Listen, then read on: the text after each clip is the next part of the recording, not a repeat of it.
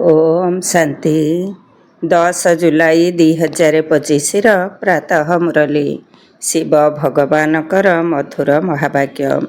शिव बाबा कहते मिठे बच्चे देह अभिमान को छाड़ी देही अभिमानी हुआ।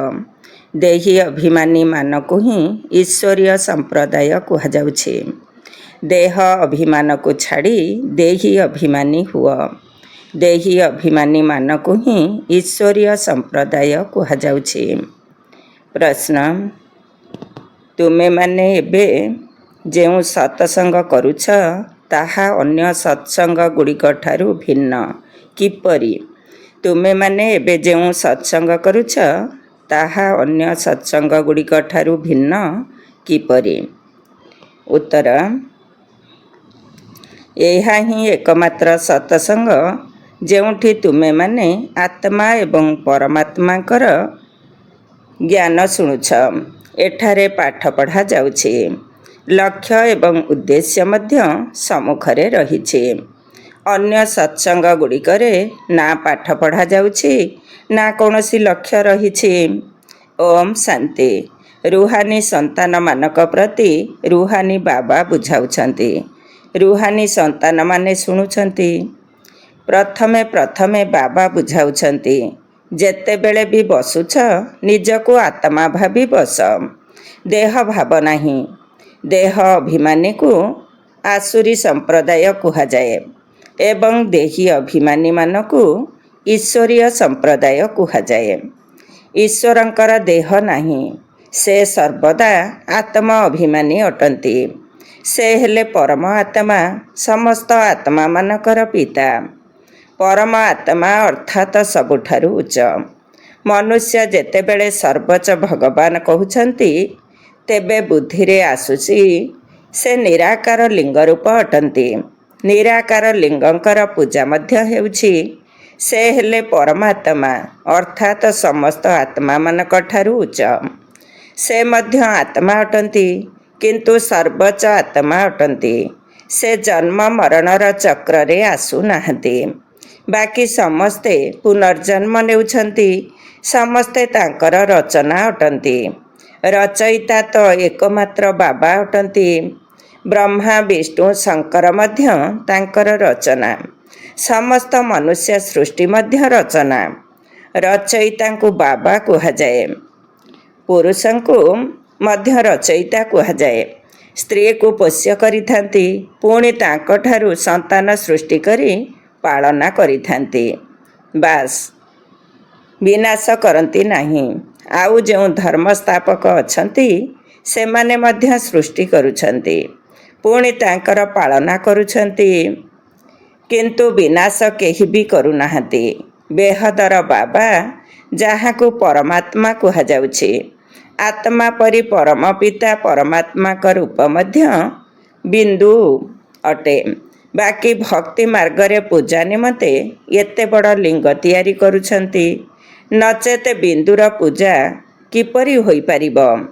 भारत रे रुद्र यज्ञ रे माटीर शिवलिंग एवं शालग्राम तैयारी कराई तार पूजा करिथांती। ताहाकु रुद्र यज्ञ कुहाजाए। वास्तव रे तार प्रकृत असली नाम हेउछि राजस्व अश्वमेध अविनाशी रुद्र गीता ज्ञान यज्ञ जहाँ शास्त्र रे मध्य वर्णना करा जाइछि। एबे बाबा संतान मानकु कहउछन्ति निजको आत्मा भाव। आउ जेते सबु सत्संग रहिछि सेथिरे आत्मा अथवा परमात्मा को ज्ञान ना काहा पाखरे अछि ना काहाकु बुझाई परिबे। सेठारे तो कौनसी लक्ष्य किंबा उद्देश्य न थाए। तुमे माने तो एबे पाठ पढ़ुछ। तुमे माने जानुछ आत्मा शरीर रे प्रवेश करुछि। आत्मा अविनाशी एवं शरीर विनाशी। शरीर द्वारा पाठ बजाउछि। आत्मा तो अशरीरी अटे ना। कहिथांती मध्य अशरीरी आसीथिलु पुणी अशरीरी जीवु। शरीर धारण करिलु पुणी शरीर छाड़ी अशरीरी होई जीवाकु हेबो। एसबु बाबा आसी तुम मानकु बुझाउछन्ति। एकथा मध्य पिला माने जानिछन्ति। भारत रे सत्ययुग थिबा समय रे देवी देवता मानकर राज्य थिला। ଗୋଟିଏ ଧର୍ମ ଥିଲା। ଏକଥା ମଧ୍ୟ ଭାରତବାସୀମାନେ ଜାଣିନାହାନ୍ତି। ବାବାଙ୍କୁ ଯିଏ ଜାଣିନାହାନ୍ତି ସେ କିଛି ହେଲେ ବି ଜାଣିନାହାନ୍ତି। ପ୍ରାଚୀନ ଋଷିମୁନିମାନେ ମଧ୍ୟ କହୁଥିଲେ, ଆମେ ରଚୟିତା ଏବଂ ରଚନାକୁ ଜାଣିନାହୁଁ। ରଚୟିତା ହେଲେ ବେହଦର ବାବା।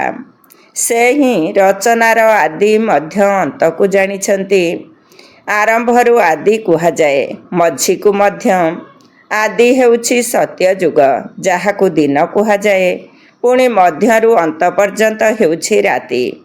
ଦିନ ହେଉଛି ସତ୍ୟଯୁଗ ତ୍ରେତାଯୁଗ, ଯାହାକୁ ସ୍ୱର୍ଗ କୁହାଯାଏ। ସ୍ୱର୍ଗ ହେଉଛି ୱାଣ୍ଡର ଅଫ ୱାର୍ଲଡ, ଅର୍ଥାତ୍ ଆଶ୍ଚର୍ଯ୍ୟମୟ ଦୁନିଆ।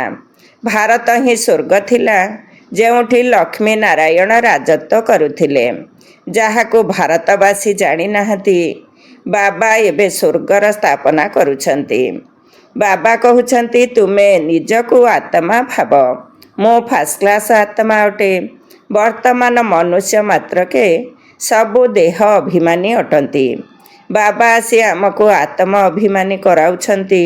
ଆତ୍ମା କ'ଣ, ଏକଥା ମଧ୍ୟ ବାବା ବତାଉଛନ୍ତି। ମନୁଷ୍ୟ କିଛି ହେଲେ ଜାଣିନାହାନ୍ତି। ଭଲେ କହୁଛନ୍ତି ମଧ୍ୟ, ଭ୍ରୁକୁଟି ମଧ୍ୟରେ ଚମକୁଛି ଅଜବ ତାରା, କିନ୍ତୁ ତାହା କ'ଣ, କିପରି ସେଥିରେ ପାଟ ଭରି ରହିଛି, କିଛି ହେଲେ ବି ଜାଣିନାହାନ୍ତି। ଏବେ ତୁମମାନଙ୍କୁ ବାବା ବୁଝାଉଛନ୍ତି। ତୁମ ଭାରତବାସୀମାନଙ୍କୁ 84 ଜନ୍ମର ପାଠ କରିବାକୁ ପଡ଼ୁଛି। ଭାରତ ହିଁ ହେଉଛି ଉଚ୍ଚଖଣ୍ଡ। ଯେଉଁ ମନୁଷ୍ୟ ମାତ୍ରକେ ବି ଅଛନ୍ତି, ତାଙ୍କର ଏହା ତୀର୍ଥସ୍ଥଳ।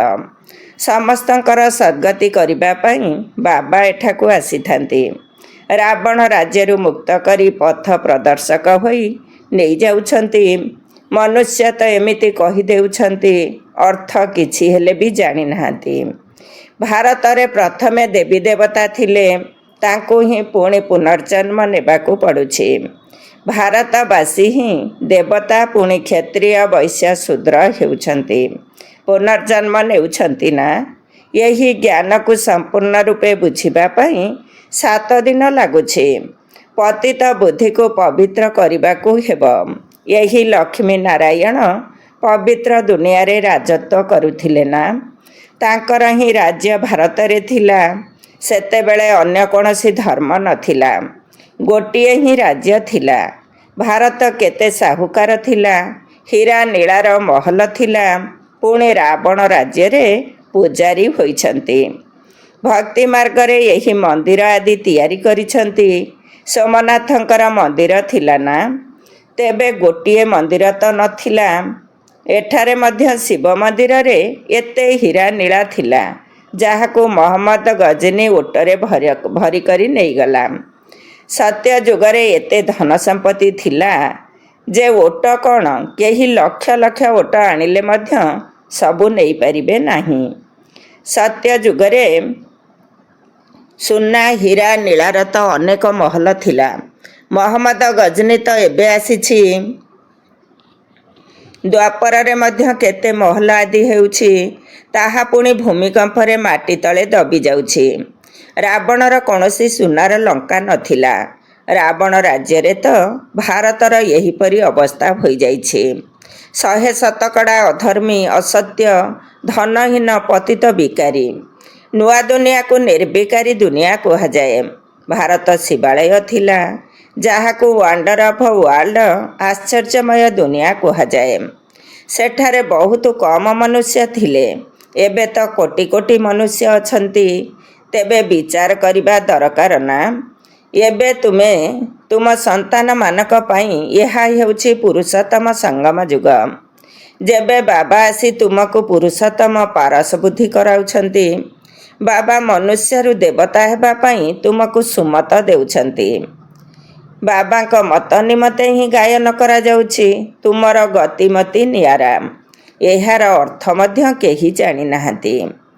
ବାବା ବୁଝାଉଛନ୍ତି, ମୁଁ ଏପରି ଶ୍ରେଷ୍ଠ ମତ ଦେଉଛି, ଯାହାଫଳରେ ତୁମେମାନେ ଦେବତା ହୋଇଯାଉଛ। ଏବେ କଳିଯୁଗ ପୁରା ହେଉଛି। ପୁରୁଣା ଦୁନିଆର ବିନାଶ ସମ୍ମୁଖରେ ରହିଛି। ମନୁଷ୍ୟ ବିଲକୁଲ ଘୋର ଅନ୍ଧକାରରେ କୁମ୍ଭକର୍ଣ୍ଣ ନିଦ୍ରାରେ ଶୋଇ ରହିଛନ୍ତି। କାହିଁକି ନା କହୁଛନ୍ତି, ଶାସ୍ତ୍ରରେ ଲେଖାଯାଇଛି, କଳିଯୁଗ ତ ଏବେ ଛୋଟ ପିଲା, ବିନାଶ ହେବା ପାଇଁ ଆହୁରି 40,000 ବର୍ଷ ରହିଛି। 84 ଲକ୍ଷ ଯୋନି ବୁଝିଥିବା କାରଣରୁ କଳ୍ପର ଆୟୁ ମଧ୍ୟ ଲମ୍ବା ଚଉଡ଼ା କରି ଦେଇଛନ୍ତି। ବାସ୍ତବରେ ହେଉଛି 5,000 ବର୍ଷ। ବାବା ବୁଝାଉଛନ୍ତି, ତୁମେମାନେ 84 ଜନ୍ମ ନେଉଛ, 84 ଲକ୍ଷ ନୁହେଁ। ବେହଦର ବାବା ତ ଏହି ସମସ୍ତ ଶାସ୍ତ୍ର ଆଦିକୁ ଜାଣିଛନ୍ତି। ସେଥିପାଇଁ ତ କହୁଛନ୍ତି, ଏସବୁ ହେଉଛି ଭକ୍ତି ମାର୍ଗର। ଯାହା ଅଧାକଳ୍ପ ଚାଲୁଛି, ଏହାଦ୍ୱାରା କେହି ମୋତେ ପାଇପାରି ନଥାନ୍ତି। ଏହା ମଧ୍ୟ ବିଚାର କରିବାର କଥା। ଯଦି କଳ୍ପର ଆୟୁଷ ଲକ୍ଷ ଲକ୍ଷ ବର୍ଷ ହେବ, ତେବେ ତ ଲୋକସଂଖ୍ୟା ବହୁତ ହେବା ଦରକାର। ଯେବେ କି ଖ୍ରୀଷ୍ଟିଆନଙ୍କର ସଂଖ୍ୟା 2,000 ବର୍ଷରେ ଏତେ ହୋଇଯାଇଛି। ଭାରତର ଅସଲ ଧର୍ମ ଦେବୀ ଦେବତା ଧର୍ମ ଅଟେ। ତାହା ରହିବା ଦରକାର। କିନ୍ତୁ ଆଦି ସନାତନ ଦେବୀ ଦେବତା ଧର୍ମକୁ ଭୁଲି ଯାଇଥିବା କାରଣରୁ ନିଜକୁ ହିନ୍ଦୁ ଧର୍ମର କହି ଦେଉଛନ୍ତି। ବାସ୍ତବରେ ହିନ୍ଦୁ ବୋଲି ଧର୍ମ କିଛି ନାହିଁ। ଭାରତ କେତେ ଶ୍ରେଷ୍ଠ ଥିଲା। ଆଦି ସନାତନ ଦେବୀ ଦେବତା ଧର୍ମ ଥିବା ସମୟରେ ତାହା ବିଷ୍ଣୁପୁରୀ ଥିଲା। ଏବେ ରାବଣପୁରୀ ହୋଇଯାଇଛି। ସେହି ଦେବୀ ଦେବତାମାନେ 84 ଜନ୍ମ ପରେ କ'ଣ ହୋଇଯାଇଛନ୍ତି? ଦେବତାମାନଙ୍କୁ ନିର୍ବିକାରୀ ଆଉ ନିଜକୁ ବିକାରୀ ଭାବି ତାଙ୍କର ପୂଜା କରୁଛନ୍ତି। ସତ୍ୟ ଯୁଗରେ ଭାରତ ନିର୍ବିକାରୀ ଥିଲା। ନୂଆ ଦୁନିଆ ଥିଲା, ଯାହାକୁ ନୂଆ ଭାରତ କୁହାଯାଏ। ଏହା ହେଉଛି ପୁରୁଣା ଭାରତ। ନୂଆ ଭାରତ କ'ଣ ଥିଲା? ପୁରୁଣା ଭାରତ କ'ଣ ହୋଇଯାଇଛି? ନୂଆ ଦୁନିଆରେ ଭାରତ ହିଁ ନୂଆ ଥିଲା। ଏବେ ପୁରୁଣା ଦୁନିଆରେ ଭାରତ ମଧ୍ୟ ପୁରୁଣା ହୋଇଯାଇଛି। ତା'ର କ'ଣ ଗତି ହୋଇଗଲାଣି? ଭାରତ ହିଁ ସ୍ୱର୍ଗ ଥିଲା, ଏବେ ନର୍କ ହୋଇଯାଇଛି। ଭାରତ ହିଁ ସବୁଠାରୁ ସାହୁକାର ଥିଲା, ଭାରତ ହିଁ ସବୁଠାରୁ କାଙ୍ଗାଳ ହୋଇଯାଇଛି। ସମସ୍ତଙ୍କଠାରୁ ଭିକ ମାଗୁଛି, ପ୍ରଜାଙ୍କଠାରୁ ମଧ୍ୟ ଭିକ ମାଗୁଛି। ଏହା ତ ବୁଝିବାର କଥା। ଆଜିର ଦେହ ଅଭିମାନୀ ମନୁଷ୍ୟମାନଙ୍କୁ ଅଳ୍ପ କିଛି ପଇସା ମିଳିଗଲେ ଭାବୁଛନ୍ତି, ଆମେ ତ ସ୍ୱର୍ଗରେ ବସିଛୁ। ସୁଖଧାମକୁ ବା ସ୍ୱର୍ଗକୁ ବିଲକୁଲ ଜାଣିନାହାନ୍ତି। କାହିଁକି ନା ପଥର ବୁଦ୍ଧି ଅଟନ୍ତି। ଏବେ ତାଙ୍କୁ ପାରସ ବୁଦ୍ଧି କରାଇବା ପାଇଁ 7 ଦିନର ଭଟିରେ ବସାଅ। କାହିଁକି ନା ପତିତ ଅଟନ୍ତି ନା। ପତିତମାନଙ୍କୁ ତ ଏଠାରେ ବସାଇ ପାରିବ ନାହିଁ। ଏଠାରେ ପବିତ୍ର ହିଁ ରହିପାରିବେ। ପତିତମାନଙ୍କୁ ଅନୁମତି ଦିଆଯାଇ ପାରିବ ନାହିଁ। ତୁମେମାନେ ଏବେ ପୁରୁଷୋତ୍ତମ ସଙ୍ଗମ ଯୁଗରେ ଅଛ। ଜାଣୁଛ, ବାବା ଆମକୁ ଏପରି ପୁରୁଷୋତ୍ତମ କରାଉଛନ୍ତି। ଏହା ହେଉଛି ସତ୍ୟନାରାୟଣଙ୍କର କଥା। ସତ୍ୟ ବାବା ତୁମମାନଙ୍କୁ ନରରୁ ନାରାୟଣ ହେବା ପାଇଁ ରାଜଯୋଗ ଶିଖାଉଛନ୍ତି। ଜ୍ଞାନ କେବଳ ଏକମାତ୍ର ବାବାଙ୍କ ପାଖରେ ଅଛି, ଯାହାକୁ ଜ୍ଞାନର ସାଗର କୁହାଯାଉଛି। ଶାନ୍ତିର ସାଗର, ପବିତ୍ରତାର ସାଗର। ଏହା ସେହି ଜଣକର ହିଁ ମହିମା ଅଟେ। ଦ୍ୱିତୀୟ କାହାର ମହିମା ହୋଇପାରିବ ନାହିଁ। ଦେବତାମାନଙ୍କର ମହିମା ଅଲଗା। ପରମ ପିତା ପରମାତ୍ମା ଶିବଙ୍କର ମହିମା ଅଲଗା। ସେ ହେଲେ ପିତା। ଶ୍ରୀକୃଷ୍ଣ ହେଉଛନ୍ତି ଦେବତା। ସୂର୍ଯ୍ୟବଂଶୀରୁ ଚନ୍ଦ୍ରବଂଶୀ ତଥା ବୈଶ୍ୟବଂଶୀ ମନୁଷ୍ୟ ଆମେମାନେ ହିଁ ସେହି। ଏହାର ଅର୍ଥକୁ ବୁଝୁନାହାନ୍ତି। ଆମେ ଆତ୍ମା ହିଁ ପରମାତ୍ମା ବୋଲି କହି ଦେଉଛନ୍ତି, କିନ୍ତୁ ଏହା ତ ଭୁଲ କଥା। ଏବେ ତୁମେମାନେ ବୁଝାଉଛ ଯେ ଭାରତର ଆରୋହଣ ଏବଂ ଅବରୋହଣ କଳା କିପରି ହେଉଛି। ଏହା ହେଉଛି ଜ୍ଞାନ। ସେସବୁ ହେଉଛି ଭକ୍ତି। ସତ୍ୟ ଯୁଗରେ ସମସ୍ତେ ପବିତ୍ର ଥିଲେ। ରାଜା ରାଣୀଙ୍କର ରାଜ୍ୟ ଚାଲୁଥିଲା। ସେଠାରେ ମନ୍ତ୍ରୀ ବା ପରାମର୍ଶଦାତା ମଧ୍ୟ ନଥାନ୍ତି। କାହିଁକି ନା ରାଜାରାଣୀ ନିଜେ ହିଁ ମାଲିକ ଅଟନ୍ତି। ବାବାଙ୍କଠାରୁ ବର୍ଷା ବା ସମ୍ପତ୍ତି ନେଇଛନ୍ତି। ତାଙ୍କ ପାଖରେ ବୁଦ୍ଧି ଅଛି। ଲକ୍ଷ୍ମୀ ନାରାୟଣକୁ କାହାର ରାୟ ନେବାର ଆବଶ୍ୟକତା ନାହିଁ। ସେଠାରେ ମନ୍ତ୍ରୀ ରହିବେ ନାହିଁ। ଭାରତ ପରି ପବିତ୍ର ଦେଶ ଆଉ କେଉଁ ଦେଶ ନଥିଲା। ଭାରତ ମହାନ ପବିତ୍ର ଦେଶ ଥିଲା। ନାମ ହିଁ ଥିଲା ସ୍ୱର୍ଗ। ଏବେ ନର୍କ ହୋଇଯାଇଛି। ନର୍କରୁ ପୁଣି ସ୍ୱର୍ଗ ବାବା ହିଁ କରାଇବେ। ଆଚ୍ଛା, ମିଠା ମିଠା ଶିଖିଲଧେ ସନ୍ତାନମାନଙ୍କ ପ୍ରତି ମାତା ପିତା ବାପ ଦାଦାଙ୍କର ମଧୁର ସ୍ନେହ ସମ୍ପନ୍ନ ଶୁଭେଚ୍ଛା ଏବଂ ସୁପ୍ରଭାତ। ଆତ୍ମିକ ପିତାଙ୍କର ଆତ୍ମିକ ସନ୍ତାନମାନଙ୍କୁ ନମସ୍ତେ। ଆମ ଆତ୍ମିକ ସନ୍ତାନମାନଙ୍କର ଆତ୍ମିକ ମାତା ପିତା ବାପ ଦାଦାଙ୍କୁ ନମସ୍ତେ ନମସ୍ତେ ଏବଂ ସୁପ୍ରଭାତ। ଶୁକ୍ରିୟା ବାବା, ଶୁକ୍ରିୟା। ଧାରଣା ପାଇଁ ମୁଖ୍ୟ ସାର 1 ନମ୍ବର। ଏକମାତ୍ର ବାବାଙ୍କର ସୁମତରେ ଚାଲି ମନୁଷ୍ୟରୁ ଦେବତା ହେବାକୁ ପଡ଼ିବ। ଏହି ସୁଖଦାୟୀ ସଙ୍ଗମ ଯୁଗରେ ସ୍ୱୟଂକୁ ପୁରୁଷୋତ୍ତମ ପାରସ ବୁଦ୍ଧି କରିବାକୁ ହେବ। 2 ନମ୍ବର। 7 ଦିନର ଜ୍ଞାନ ଯୋଗର ଭଟିରେ ବସି ପତିତ ବୁଦ୍ଧିକୁ ପବିତ୍ର ବୁଦ୍ଧି କରିବାକୁ ହେବ। ସତ୍ୟ ପିତାଙ୍କଠାରୁ ସତ୍ୟ ନାରାୟଣଙ୍କର ସତ୍ୟ କଥା ଶୁଣି ନରରୁ ନାରାୟଣ ହେବାକୁ ପଡ଼ିବ। ଆଜିର ବରଦାନ। ନିଜର ସର୍ବସମ୍ପତ୍ତିକୁ ବାବାଙ୍କର ନିର୍ଦ୍ଦେଶ ଅନୁସାରେ କାର୍ଯ୍ୟରେ ଲଗାଉଥିବା ଅନେଷ୍ଟ ଅର୍ଥାତ୍ ସଚ୍ଚୋଟ ହୁଅ। ନିଜର ସର୍ବସମ୍ପତ୍ତିକୁ ବାବାଙ୍କର ନିର୍ଦ୍ଦେଶ ଅନୁସାରେ କାର୍ଯ୍ୟରେ ଲଗାଉଥିବା ଅନେଷ୍ଟ ଅର୍ଥାତ୍ ସଚ୍ଚୋଟ ହୁଅ। ଡିଟେଲ୍ସ। ଅନେଷ୍ଟ ଅର୍ଥାତ୍ ସଚ୍ଚୋଟ ତାଙ୍କୁ କୁହାଯାଏ ଯେଉଁମାନେ ବାବାଙ୍କଠାରୁ ପ୍ରାପ୍ତ ହେଉଥିବା ସମସ୍ତ ସମ୍ପତ୍ତିକୁ ବାବାଙ୍କର ନିର୍ଦ୍ଦେଶ ବିନା କୌଣସି ବି କାର୍ଯ୍ୟରେ ଲଗାନ୍ତି ନାହିଁ। ଯଦି ସମୟ, ବାଣୀ, କର୍ମ, ନିଶ୍ୱାସ ବା ସଂକଳ୍ପ ରୂପୀ ସମ୍ପତ୍ତିକୁ ପରମତରେ ବା ସଙ୍ଗଦୋଷରେ ଆସି ବ୍ୟର୍ଥରେ ନଷ୍ଟ କରୁଛ, ସ୍ୱଚିନ୍ତନ କରିବା ପରିବର୍ତ୍ତେ ପରଚିନ୍ତନ କରୁଛ, ସ୍ୱମାନରେ ରହିବା ପରିବର୍ତ୍ତେ କୌଣସି ପ୍ରକାରର ଅଭିମାନରେ ଆସୁଛ, ଶ୍ରୀମତ ପରିବର୍ତ୍ତେ ମନମତ ଆଧାରରେ ଚାଲୁଛ, ତେବେ ତୁମକୁ ଅନେଷ୍ଟ କୁହାଯିବ ନାହିଁ। କାରଣ ଏହି ସମସ୍ତ ସମ୍ପତ୍ତି ତୁମକୁ ବିଶ୍ୱ କଲ୍ୟାଣ କାର୍ଯ୍ୟରେ ଲଗାଇବା ପାଇଁ ହିଁ ମିଳିଛି। ତେଣୁ କେବଳ ସେହି କାର୍ଯ୍ୟରେ ଲଗାଇବା ହିଁ ସଚ୍ଚୋଟ ହେବା। ଆଜିର ସ୍ଲୋଗାନ। ବିରୋଧ ଆଚରଣ ମାୟା ସହିତ କରିବାର ଅଛି, ଦୈବୀ ପରିବାର ସହିତ ନୁହେଁ। ବିରୋଧ ଆଚରଣ ମାୟା ସହିତ କରିବାର ଅଛି, ଦୈବୀ ପରିବାର ସହିତ ନୁହେଁ। ଓମ୍ ଶାନ୍ତି। ଆଜିର ଅବ୍ୟକ୍ତ ଇସାରା। ସଂକଳ୍ପ ଶକ୍ତିକୁ ଜମା କରି ଶ୍ରେଷ୍ଠ ସେବାର ନିମିତ୍ତ ହୁଅ। ବିଶ୍ୱର ସର୍ବ ଆତ୍ମାମାନେ ଗୋଟିଏ ହିଁ ବିଶାଳ ପରିବାରର ସଦସ୍ୟ ଅଟନ୍ତି। ନିଜର ପରିବାରର କୌଣସି ବି ଆତ୍ମା ବରଦାନରୁ ବଞ୍ଚିତ ନ ରୁହନ୍ତୁ। ଏହିଭଳି ଉମଗ ଉତ୍ସାହ ଭରା ଶ୍ରେଷ୍ଠ ସଂକଳ୍ପ ସର୍ବଦା ତୁମ ହୃଦୟରେ ବିରାଜମାନ କରୁ। କେବଳ ନିଜର କର୍ମଧନ୍ଦାରେ ହିଁ ସର୍ବଦା ବ୍ୟସ୍ତ ରୁହ ନାହିଁ। ସୃଷ୍ଟିରୂପୀ ବିଶାଳ ମଞ୍ଚ ଉପରେ ସ୍ଥିତ ରହି ବେହଦ ବିଶ୍ୱର ଆତ୍ମାମାନଙ୍କର ସେବା କରିବାର ଶ୍ରେଷ୍ଠ ସଂକଳ୍ପ କର। ଏହା ହିଁ ସଫଳତାର ସହଜ ସାଧନ ଅଟେ। ଓମ୍ ଶାନ୍ତି।